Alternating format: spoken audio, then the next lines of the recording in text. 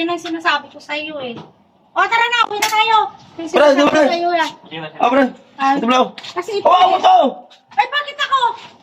O pre, parang ang dami-daming dala. Pre. Pinalakas ako ni Beses kahapon eh. Ay, ano galing? Ay, doon sa kumpare ko. Wala ko mapunta na iba kasi. Nakarang-araw ka pa yung nahanap ni Aaron. Alam mo naman yun. Wala ko nga ako kasi. Mama mo kasi pinalis mo ni mama mo eh.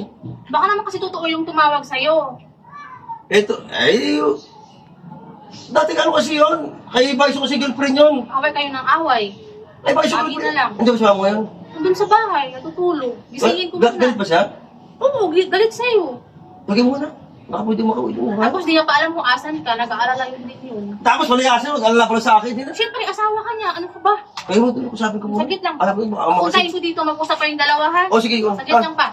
Saan ba? Yun na ako almusal eh. Saglit lang. Paano kasi pre? Nakarang kasi may tumawag na bahay sa akin. Girlfriend ni Baisok yun eh. Kay Baisok girlfriend yun eh. Eh tapos eh. Siyempre si Baisok. Alam ko na si Baisok eh. Dating ano nila, ay Pakbo, yung si babae kasi na yun, ang milig sa ano talaga yun, dating girlfriend ni Pakbo yun. Eh ngayon kasi, ginamit ng dalawa sa akin yung cellphone ko, tumawag. Dalo ko kay misis, napabinta nga sa akin tuloy. Pinalayas na. Ay pinalayas siya ako. Doon ako tulog sa akong pare ko, tinaman dami ko dadala eh. Para akong pulubi doon sa ano eh.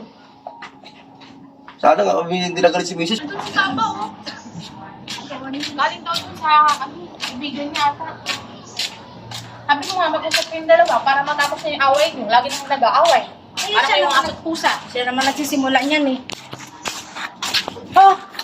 Ano galing? Doon sa kumpare ko eh.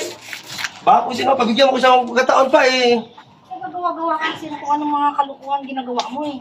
Eh, totoo kasi, yung kasi dati ang tumawag sa akin yun, dati kasi ano ni Pakbo ka sa ni Baisok yun.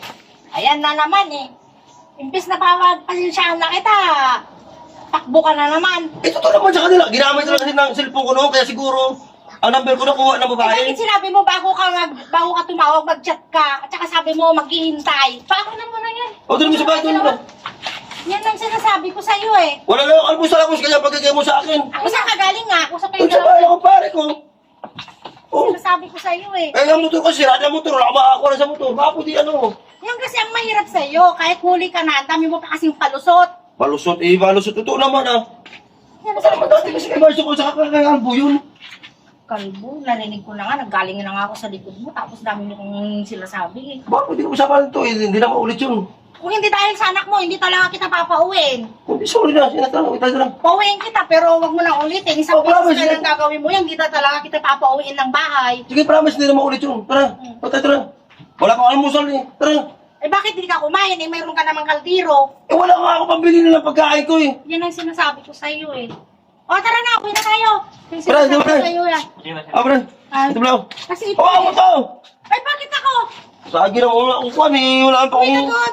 Yung sinasabi ko sa iyo, ulitin mo pa, tignan mo. Hindi na ako Talaga maulit yun. kita papauwiin na.